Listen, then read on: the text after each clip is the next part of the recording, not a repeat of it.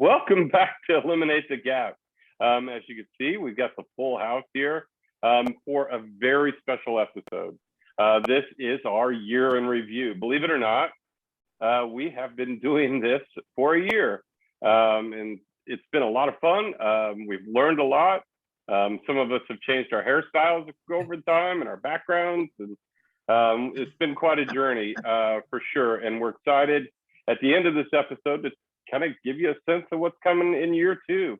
But today's going to really feature and kind of help us reflect on what kind of made 2021 pretty good and interesting for us in this podcast. So we've each had the chance to choose a couple clips.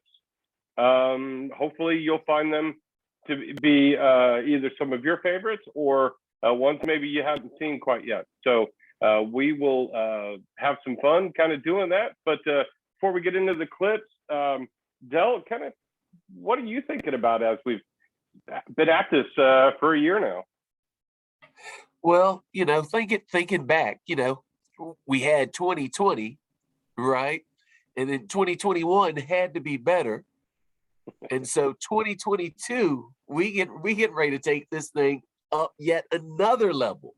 So I'm really excited about that. I'm really just reflecting back on all the episodes and all of our guests. We had some phenomenal guests, and we hope that this is for you viewers out there. We hope this is providing some content that will help you to reflect, to help your organizations grow, to help the movement grow, really, at the end of the day. And that's why we're doing this. So we really are pleased with you guys. Thanks for watching, and we just again look for more and bigger and better things in 2022. Absolutely. And one of the changes, or not changes, evolution we'll call it, that we've done is we've continued to expand the folks that are asking the questions and finding the interesting people to talk to. And Raul certainly joined in and took on an even bigger role as things went on. So by popular demand, Raul, what are you thinking about as 2021 passes and we move forward? Well, I think for Eliminate the Gap, the issues, the words, the experiences of the folks that we've been interviewing, I think has hit home for a lot of the audience, is what we've been hearing. A lot of things that are practical, a lot of things they can use, a lot of things that they can also get in touch with the folks that we're talking to about. And it doesn't always have to be the same experience. Everything is different. I think tonight is going to be an example of that. We chose the clips. There are some things that are going to be said about investments that we won't see in our lifetime. There are things about flipping the script, about the way that we think about young people that are going to be like key themes, I think, moving forward. So we're excited, certainly about 2022, looking forward to it, having some other folks, join us a little bit and help us reach some more people. But 2022 looks good. So I agree with Del. What's not to like? So I appreciate you all. It's been a lot of fun just to have us kind of do this. Started out as something informally we were doing, like many people were on any given evening when we were all locked down, and we were just spending time chatting about the things that matter to us, whether it be education, after school, but really, how is it that young people are going to continue to grow up and develop well? And that's really kind of been the commitment of this podcast from the beginning. And we've had a lot of subject matters that we've covered. We, very heavy early on in how are we handling and coming out of the pandemic, which we never fully have come out of. Mm-hmm. And how different folks are handling that. We've dealt with some very difficult issues like youth isolation and trauma and just the reality of mental health and the toll it's taking on a lot of folks, but especially young people and a whole other host of issues. And we did a live global podcast which was pretty cool. We had folks from around the world literally joining us and contributing. So we've done and learned a lot and experimented. And we feel like 2022 is shaping up to take those lessons that we've learned and apply them in a way that continues to keep the content rich. So again, we're very excited to kind of have this moment to look back, and then we're going to end it with us definitely looking forward. So in the spirit of that, you know, when we kind of talked about this, we wanted this to be kind of a youth development and community development focus. And we've had a variety of experts in the field, the folks that have been in the field for a long time that have really kind of set the foundation from a research as well as implementation and adaptation in what it really looks like in communities. And one of those folks, so one of my clips that I chose is from Karen Pittman. And many of you listening are probably familiar with her work, her writing, the work at the Forum for Youth Investment, all those kinds of things. And in fact, shortly after Karen came on our podcast, she created a podcast herself with some other folks. And you know what? We love that, because the more folks that are out there talking about ways to affect young people's lives, the better. So I chose a kind of a fairly basic clip to Karen in her own words, kind of talking about what the shift was for her and as a result the field in youth development and how things really kind of took off from there. So in her words, from Karen Pittman. Cost benefit analysis and put it out there and take it out into communities, and people would tell us, I don't care what it costs, I want that kid locked up. So if you've got the mindset that there are kids who are making your neighborhood and your kid unsafe, arguing that it's cheaper doesn't work. You know, that was in the midnight basketball sort of when people were saying, oh, look, if we really put these programs in place, you know, they cost so much less, then it'll solve the problem. And people did not fundamentally trust that. They did not really trust the idea that the kids they were most afraid of were the kids who were going to show up in the programs. So that didn't work. What frankly worked was really training the young people to be advocates for themselves. And not in-your-face advocates, but really savvy advocates. So there we have it. Miss Pittman, thank you so much for your time here on the ETG podcast. This next clip actually is from Shauna, who actually comes from Playworks, and I was not familiar with Playworks prior to this, so it was really nice to kind of hear some of her perspective. But one of the reasons I chose the clip from Shauna is because at the end of the day, sometimes, and I know this from when we went to localities and from actually doing it right now, being in the midst of doing it, sometimes we get so bogged down in having to do what's next, the next thing. You sometimes get the big picture gets lost sometimes. So this is one I just think, and it's a great refresher to just come back and sometimes step back and just do things that we know we should be doing, but sometimes it just gets lost because we forget or there's other things that take priority. So this clip from Shauna, we'll take a look. To that brain development. So when you guys talk about eliminating the gap, play plays a central role in ensuring that kids have the brain development and the tools they need in order for us to build on, in order for us to build both the, you know, academic and also social, emotional, or 21st century skills, whatever we want to call them, that are critical to their lifelong success. Go on.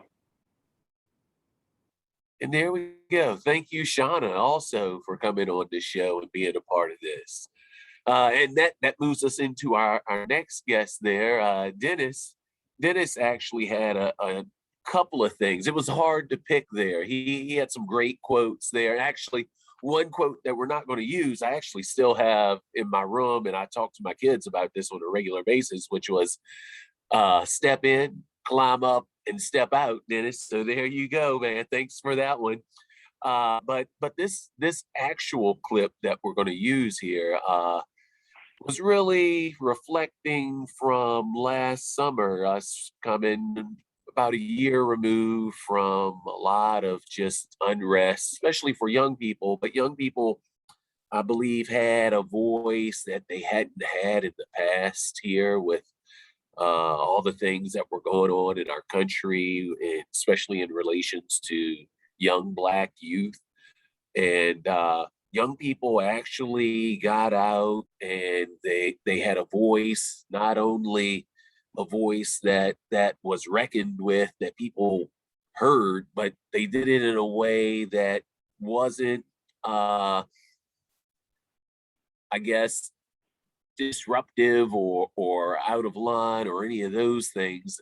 They did it in a way that brought them to the national limelight, really. Young people actually getting out and being advocates for themselves for something that they really felt strongly about. And that's what we really push in youth development. So that's why this one here I chose from Dennis. So here it is. I said during that whole period that it's caused me to, as Dr. Martin Luther King said while in the Birmingham jail, it's caused me to think long thoughts, dream long dreams, and pray long prayers. So it's been a reflective moment for me. In the final analysis, though, what it has said to me is that it's incumbent upon organizations like the Center for Leadership Development to be about its business of being excellent in the preparation and cultivation of African American youth. If there is this concern about justice, if there's this concern about empowerment, then there has to be this concomitant willingness to invest and sacrifice to make sure young people are prepared. I mean, excellently prepared to take advantage of opportunities as they come to the fore. And Martin Luther King said presciently during his lifetime, he said, doors are opening like never before. Now, all this is relative, but they were talking about just being able the opportunity to go into an integrated school. He said, doors are opening like never before. And yet his warning was, then we must be prepared to take advantage of those opportunities as the door opens. And so the situation of the past year and beyond has reminded me of Center for Leadership Development's responsibility to make sure that we are excellent in getting young people ready in advance or ahead of time. You know, Don, I'm glad you chose that clip from Dennis, and I agree there were lots of options, as there are with many of our guests. But Dennis Bland from the Center for Leadership Development just really had just a way of kind of communicating his message there. There's my cat. So I'm delighted to be able to focus on him this evening as well. So our next clip is Fiona Mccauley. Fiona had started Making Sense International, which some of you may be familiar with, and has now gone on to found an organization called Women Innovators in Leadership Development. And they have a big conference actually coming up here in the next couple of months in May. And we'll continue to share information about that.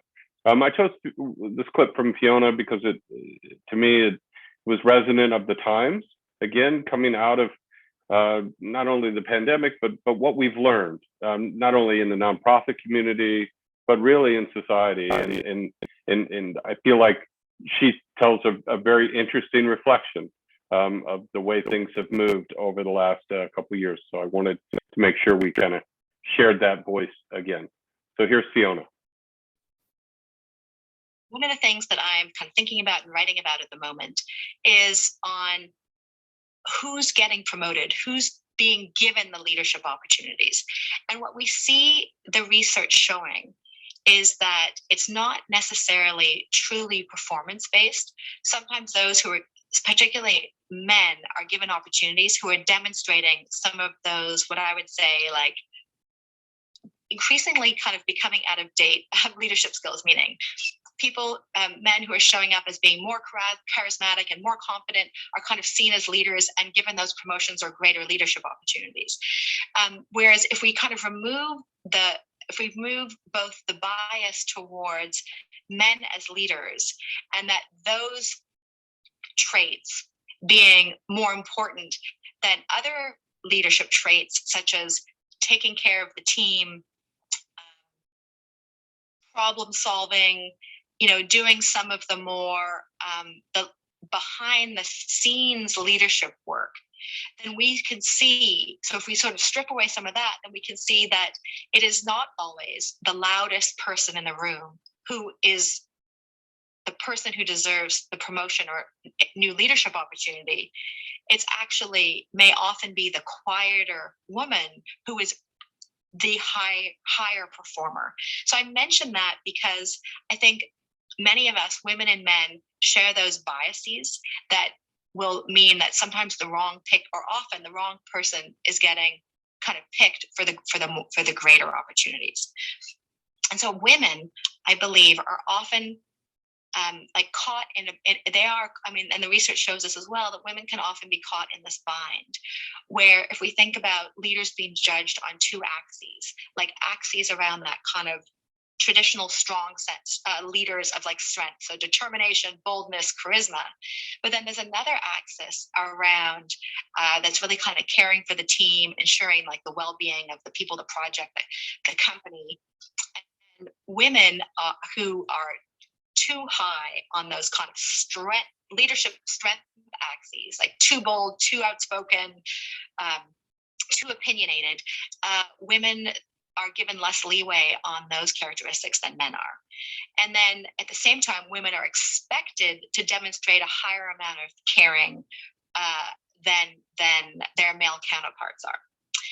So my view is that it's good to understand the playing field, because if we're the kind of people, and those of us engaging in this conversation in the audience are the kind of people who want to change the playing field, then let's understand where the playing field is now, and let's use the power and influence that we have to understand our own biases around the kind of leadership behaviors that we're applauding and rewarding, and how we can also coach and influence and nudge others to be building the leadership skills and rewarding the leadership skills that truly lead to positive outcomes, whether that's within a social enterprise, whether that's within a global development NGO or company.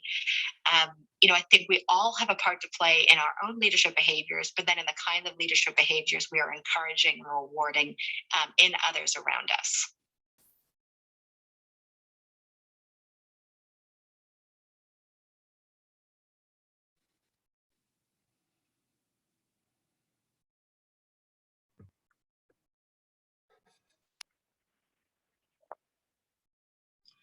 Continuing the conversation about leadership, Rastan Bernard has demonstrated over many, many years as the lead building bridges across the river, some of the things that he's had to do, some of the stereotypes, perceptions, thoughts that people have had, and he just talks about the leadership. This is one of the biggest youth programs in the country that provides comprehensive youth and family services in education, everything from financial services to moving on to leadership development of our young people, to job training.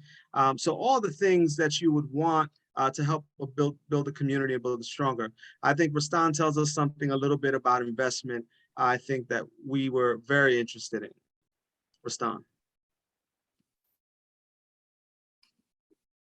So I think I mentioned to you, the audience here, these are global youth development professionals, funders, other folks that are interested in the best lessons learned in different places. Certainly, you guys are a shining example of that. If you had a message to leave people with about the work and in general going forward, the vision that needs to be there, what would you tell them?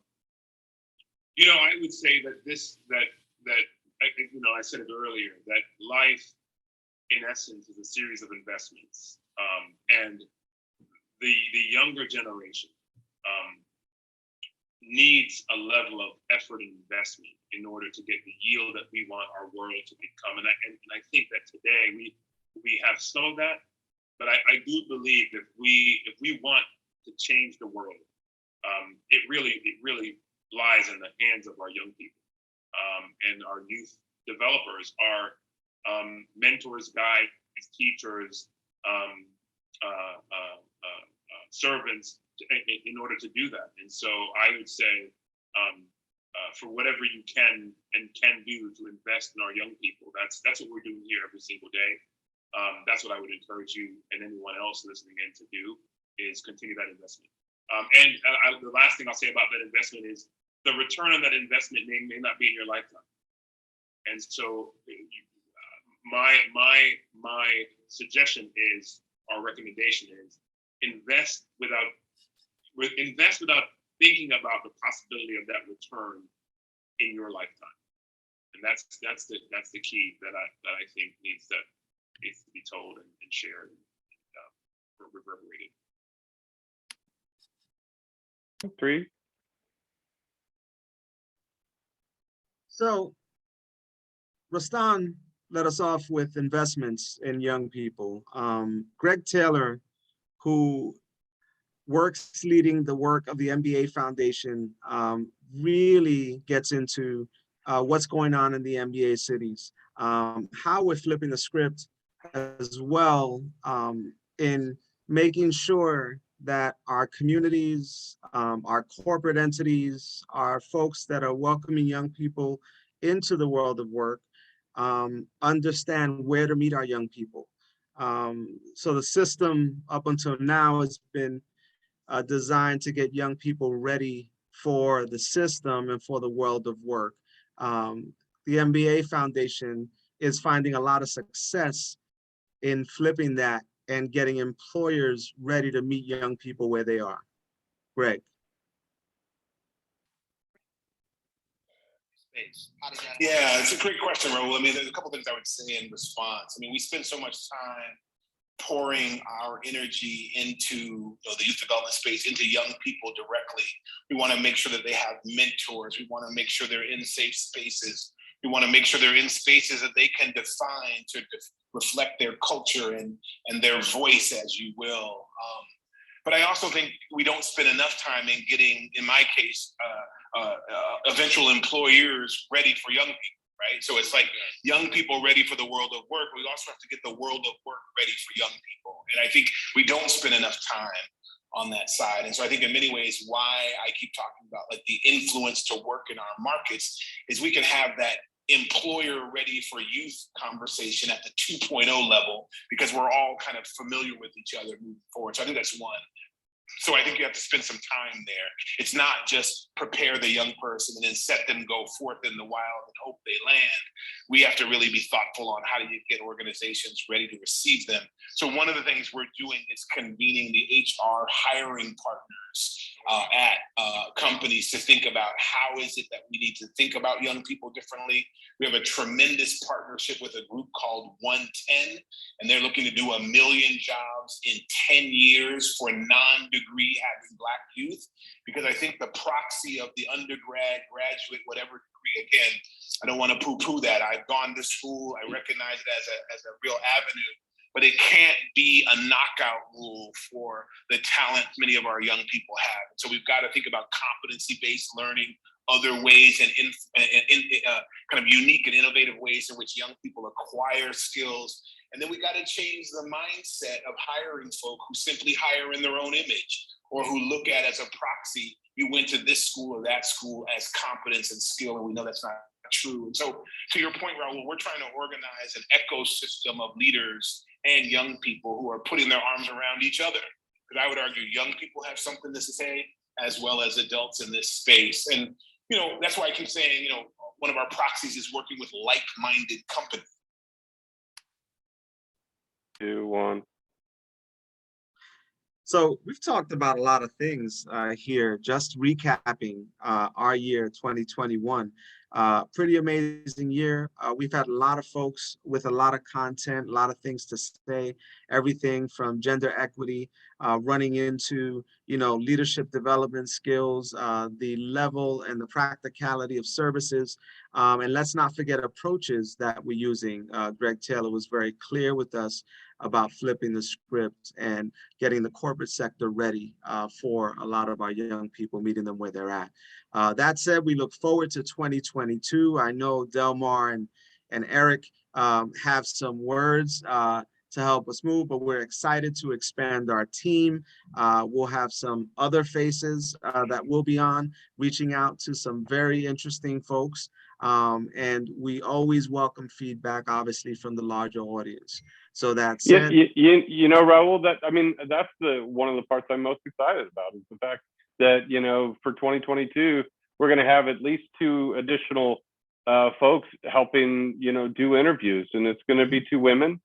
Sharuk, who you saw in one of the clips this evening, and then another woman named Corey Hamilton, who we've known for a while, who will again give us additional perspective on the field. And so we're looking forward. I'm excited about having some additional voices to do these interviews and to bring content to you all. So that's one of the things that's got me kind of stoked. Good. All right. Yeah, personally, myself, I just kind of building off actually just that last clip there that Greg had. I've been doing a lot of thought here recently around just because that's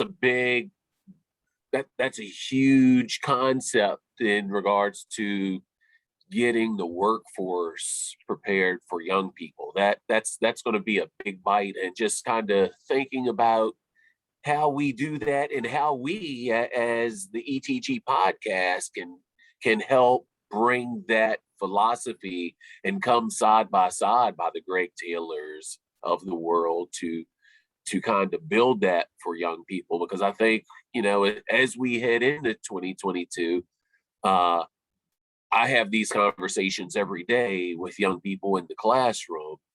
Mm-hmm. And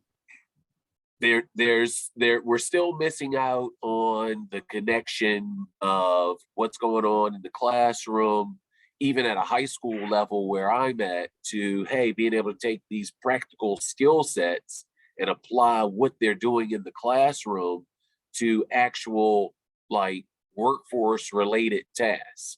So that's something I've really been thinking a lot about. I'm looking and hoping that we can build on that in 2022 as a podcast. Yeah, one of the things, and again, who knows how it will unfold, but there's some great content that I know we're hoping to explore.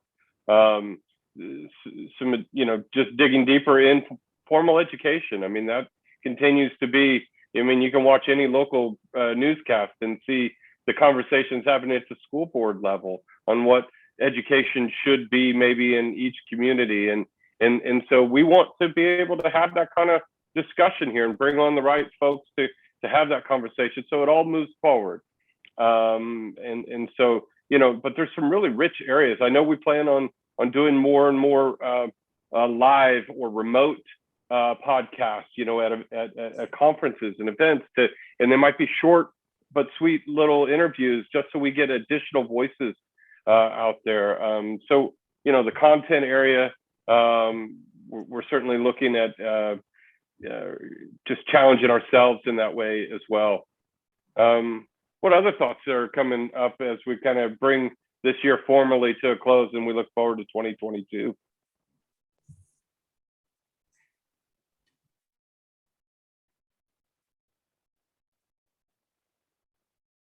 Well, I'll share. We're coming off about a week ago we'll release this about a week away from Martin Luther King holiday, celebrating that and thinking back to Dennis's clip there that, we've come a long ways as a society since back then, but we still got a long ways to go on a variety of different fronts there. And we as a group here are trying to help push the needle there for us to kind of just rethink about the way we think about all things related to youth. So I think it was a great opportunity. I had opportunity. I reflected back on actually the letter from Birmingham, actually, that Dr. King wrote there, and just to kind of revisit some of those things. We still have a ways to go, just in regards to the letter that he wrote, the way we treat one another as human beings. So just a little thought there as we close out today there with reflections is hopefully we as human beings can treat each other better in such a time where we've had a lot of turmoil and just a nation that's divided on a lot of different things. But despite those divisions, we have to hear each other out. That's exactly right. That's exactly right, Delma. Yeah, you bet. So we've had a lot of fun doing this. I know I have, and just even looking back at some of these clips, I think about just our very first episode, which was, as a member of my family told me, that was boring. And I tried to say, well, it really wasn't maybe for you. But in all seriousness, we have improved. You can see just even looking at the clips, we've gotten a little snazzier with the look and some of those kind of superficial things. And honestly, a lot of it is reflected on the listeners and the viewers. We've had a tremendous amount of growth in this podcast in terms of people that have continued to show up with us, and we're forever grateful on that. And it just makes us want to work that much harder at what we're doing, because we know that this information is important to you all, and so we will continue to hold that in esteem as we put together 2022 with the new iteration. Parting thoughts, Raul, on where we are as we wrapped up our year in review? I think we're in a solid place. I think we're moving forward. I think we're going to have a lot of the interviews are going to follow some of the similar themes, but there'll be some very new themes as issues in communities continue to arise. Communities are coming together even more to support each other in different ways, but hopefully those pathways are productive for those things, and that we have an opportunity to understand all sides of an issue so that we can make better informed decisions. That's what we want for our families, ourselves, and we should also want that and expect that for our young people. Our young people need to make informed decisions. We need to provide the right information. They're making decisions on part of the story. We can't allow them to do that anymore. We got to give them the whole story. And so part of the goal of this podcast is to begin to provide just additional avenues for information, really take young people hopefully to the next level, and those who are supporting the young people on their path, that they understand that there's a deeper level of understanding, there's a deeper level of communication, there's a deeper level that we have to go to meet some of the challenges that today's world has put in front of us. For those of you that are out there that are doing the work, again, we bow. We know how difficult it is in our experience. We know how challenging it is, but we also know how rewarding it is. And so that's going to be part, of our podcast, is understanding not just, the challenges, not just the effort, but also the reward. And I think that's going to come through in a lot of the interviews in 2022. Excellent. Well said. And, there's a lot of serious topics taken here. And So we thought we would end on a more lighter note to maybe be kind of a theme for all of us in 2022 that can be one of happiness and joy and of smiles. What resonated with people at this particular moment in time was the importance of kindness and of compassion and of mutual respect, the importance of home. And Norbert's message has been consistent over time, and people appreciate that he tries to make people smile. And one of the questions that we would always have for children when we would go into schools and do presentations is, what can you do to make people smile? We can all make somebody smile. What can you do to make people smile? And the answers that we would get would be just so creative and so wonderful, even from children as young as kindergarten. They would all know how to make someone smile. So I think in this particular time, when people were just dealing with so much and going through so much, it was just always nice to know that there's a way we can all think of making someone else smile.